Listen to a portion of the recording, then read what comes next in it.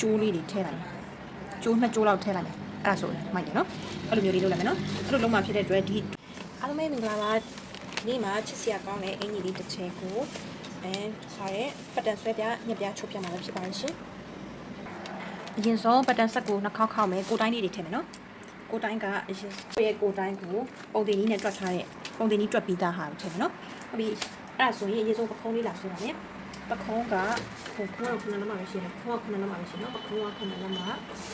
လေဘေးကိုကြာတော့ဒီလိုစဲနှစ်ခွင်းနဲ့ပဲဖောက်ထားတယ်ပခုံး9လက်မကို1လက်မဆင်းပါမယ်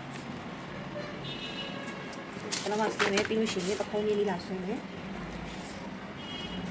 ပြီးရင်ဂျိုင်းရကြတော့အခုဒါကလက်ပြတ်ချုပ်မယ်နော်လက်ပြတ်ဂျိုင်းဖြစ်တဲ့အတွက်သူ့ကိုလေးစိတ်နှုတ်မယ်နော်လေးစိတ်နှုတ်တော့သူကနေ9လက်မပဲရမယ်ဟုတ်ပြီအဲ့9လက်မနေရာလေးမှာရှင်ကျဲကိုထည့်မယ်ရှင်ကျဲကကြတော့10လက်မ10ခွဲပေါ့နော်ရှင်ကျဲက10ခွဲ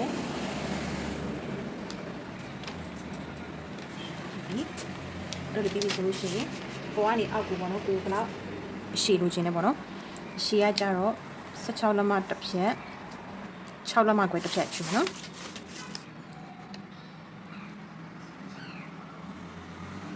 16တစ်ဖြက်6ခွဲတစ်ဖြက်လေးချူမယ်ပြီးရင်အဲ့ဒါကိုဒီမှာမြေးလေးတန်းလေးလာဆွဲမယ်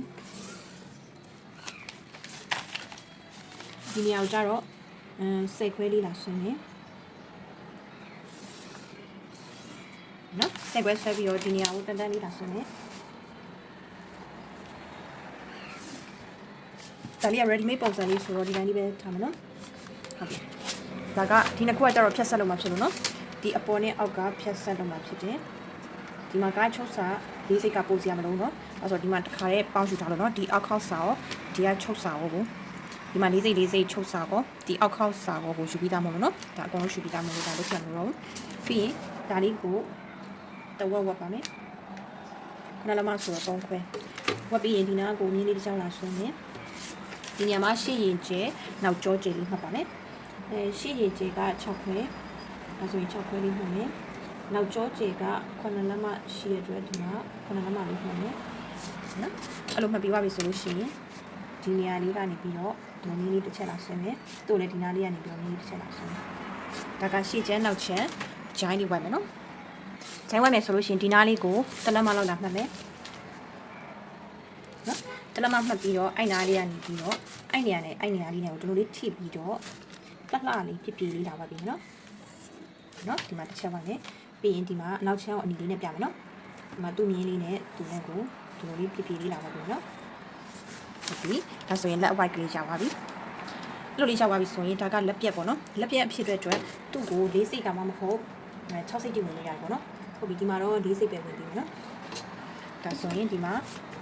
၄စိတ်ဝင်တဲ့အတွက်ဒီနောက်ကို၄စိတ်လေးဒီလိုလေးလာဆွဲမယ်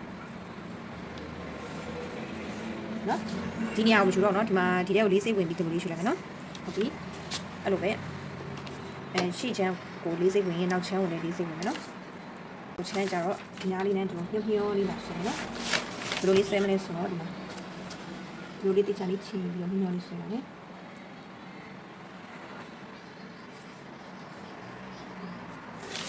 နော်ဒီလိုလေးတော့ဖြစ်မယ်နော်သူကနောက်ချမ်းလေးကပိုထွက်နေမယ်နော်ဟုတ်ပြီအဲ့လိုလေးပြီးသွားပြီဆိုလို့ရှိရင်လေဘင်းကခုန2ခွဲဖောက်ထားတယ်အခုက3လက်မလေးပြန်ထားမယ်3လက်မဒါမှမဟုတ်နည်းနည်းလေးပြည့်ချင်တယ်ဆိုရင်3လက်မ2စိတ်လေးထားပြရနော်အခုတော့ဒီမှာ3လက်မပဲထားပါမယ်ဟုတ်ပြီဒါဆိုရင်3လက်မလေးကိုတော့ခတ်လိုက်ပါမယ်နောက်ချမ်းလေဘင်းကကြတော့တစ်ခွဲ2လက်မလောက်ထားမယ်ပဲနောက်ချမ်းလေဘင်းကို2လက်မထားမယ်အဲ့ဒါကိုပေါင်းလေးခတ်ပါမယ်2လက်မထားမယ်ပေါင်းလေးခတ်မယ်နော်ပေါက်ခတ်ပြီးရင်ဒီနေရာလေးကိုလာဝိုက်ပြီးမယ်နော်ပြီးရင်ရှေ့ချမ်းလေးပါထားရဆိုမယ်နော်ရှေ့ချမ်းလေးပဲ9လက်မရှူမယ်အဲ့တော့9လက်မလေးကိုမှတ်မယ်မှတ်ပြီးတော့9လက်မလေးကိုပေါက်ခတ်ပါမယ်လေဘင်းက3လက်မ2စိတ်ဒါလေးကရှူလိုက်တယ်နော်ဟုတ်ပြီနော်အဲ့လိုလေးရပြီဆိုဒီနေရာမှာလေးလေဘင်းကိုရှေ့ချမ်းလေဘင်းအဝိုင်းမလို့ချင်ဘူးကိုကလေဟိုပါပေါ့နော်နည်းနည်းမျောလေးဖြစ်လေးလိုချင်နေဆိုလို့ရှိရင် V ပုံစံလေးပေါ့နော် V ပုံစံနဲ့မကြမျောလေးလိုချင်နေဆိုရင်လည်းမျောလေးဒီမှာဆွဲလို့ရတယ်၄တောင်လေးလိုချင်နေဆိုရင်လည်း၄တောင်လေးဆွဲလို့ရတယ်ကိုကြိုက်တယ်လို့လုပ်လို့ကြပါတော့ဒီနေရာမှာကျနည်းနည်းထူးခြားသွားအောင်လို့လေထူးခြားသွားအောင်လို့ဒီအနောက်ကလေးကိုအနောက်လေပင်ကိုလေဒီမှာ2လက်မနဲ့ဒီလိုမျိုးတွေဝိုက်မနေရော ဝိုင်းမနေတော့ဘဲနဲ့အနောက်လက်ဘင်းကိုလည်းငါးလက်မ၄တောင်ပုံစံလေးတွားလိုက်မယ်တွားပြီးတော့ဒီနားမှာကျိုးလေးတွေထည့်လိုက်မယ်ကျိုး2ကျိုးလောက်ထည့်လိုက်မယ်အဲ့ဒါဆိုမိုက်တယ်နော်အဲ့လိုမျိုးလေးလုပ်လိုက်မယ်နော်အဲ့လိုလုံးမှဖြစ်တဲ့အတွက်ဒီ twin လေးကိုနည်းနည်းလေးဝင်လိုက်မယ်2စိတ်လောက်ဝင်လိုက်မယ်နော်လေဘင်းကို2စိတ်ဝင်မယ်ဒါကလေဘင်းမဟအောင်လို့ပေါ့နော်နောက်ချမ်းကကြတော့နည်းနည်းဟတက်တယ်နောက်ချမ်းလေးရတယ်ခါတယ်နော်တော့ရင်မရှိဘူးလေကြောပဲဆိုတော့နည်းနည်းဟတ်ဟာလေးဖြစ်မှာဆိုတော့ဒီလိုလေး2စိတ်လေးဝင်တယ်တဲ့ကိုချဲငါးလက်မဆိုရင်များတယ်နောက်ချမ်းကို4လက်မလောက်ရှိတယ်ကျအနောက်ကိုဖက်ကကြီးမဝေ့ချင်ဘူးနောက်ချမ်းကို4လက်မရှိတယ်ဒီလို4တော့ပုံစံလေး4လက်မရှိတယ်ဒါဆိုရင်အဲ့ဒါလေးကိုအရင်ဆုံးဖြတ်ထုတ်လိုက်မယ်အရင်ဆုံးဒါလေးကိုဖြတ်ထုတ်လိုက်မယ်နော်ဒီနေရာဖြတ်ဆက်ဖြစ်တဲ့အတွက်ဒီနားလေးကိုဖြတ်ထုတ်လိုက်မယ်အော်ဒီလားဒီဟာလေးတွေအရင်ဖြတ်ထုတ်လိုက်မယ်နော်ပြီးတော့မှလည်းလေးဆွဲအောင်နော်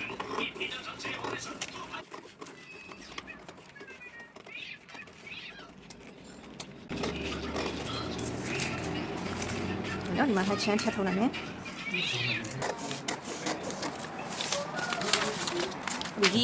ဒီအောက်ပိုင်းကကြာလေးရှေ့ရောနောက်ကောတူတူလေးဆိုတော့လေကျွန်တော်ဒါကိုတစ်ချမ်းတော့ပဲဖြတ်ထုတ်လိုက်ရတယ်နော်ဒါကခုလောက်ပဲဖြတ်လိုက်ချင်တယ်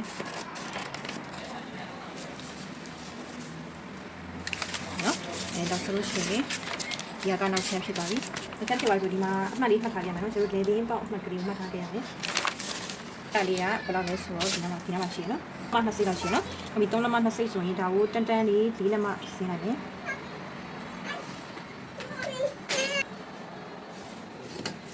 နော်အဲ့လိုပါခတ်လိုက်မယ်ဒီမှာလေး level ဆွဲရချေဒီနောက်လည်းနည်းလိုပါတော့နော်အပေါ်မှာ3လက်မ2စိတ်ရှိမယ်အောက်မှာက3လက်မပဲရှိမယ်နော်ဒီမှာအဲ့တော့3လက်မပဲရှိနေဆိုဒီမှာဒါလေး2စိတ်ဖြစ်ချင်ပြီဆိုတော့နော်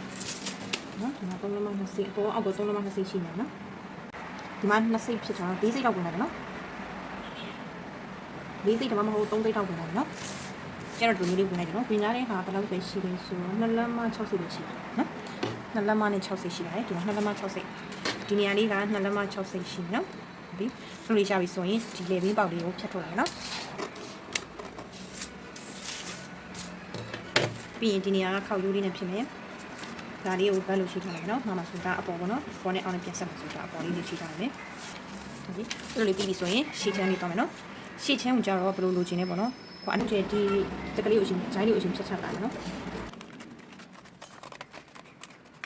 ဆိုရင်ဒီဟာလေးကိုချက်ဆောင်းဆောင်းလေးလိုချင်တယ်ဒီလေဘင်းလေးကိုလေဆောင်းလေးလိုချင်တဲ့အတွက်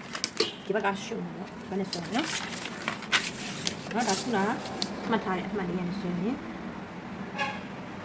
နော်3လက်မ2စိတ်အမှတ်ကလေးရနေနော်3လက်မ2စိတ်အမှတ်ကလေးရနေပြီးတော့အောက်ကိုဆင်းသွားမယ်နော်6လက်မလေးဆင်းသွားမယ်6လက်မဆိုရင်ကျတော့ဒီမှာပခုံးချုပ်စာရှိတဲ့အတွက်9ခွဲပဲရှိပါလိမ့်အဲ့တော့ကိုကအဲ့ထပ်ပို့ပြီးတော့ဖိုက်ချင်တယ်ဆိုရင်ဒီမှာ6ခွဲနော်အဲ့လို6ခွဲလေးသွားလိုက်မယ်သွားပြီးတော့ဒီဟာလေးကိုချက်အဲ့လိုချွတ်ချွန်ကြီးမလို့ချင်ဘောပါလေးလို့ချင်တော့လေဒီနားမှာအလေးမှာ2စိတ်လောက်ဝင်မယ်ဝင်ပြီးတော့ဒါလေးကိုနည်းနည်းဝမ်းဝမ်းလေးသွားမယ်နော်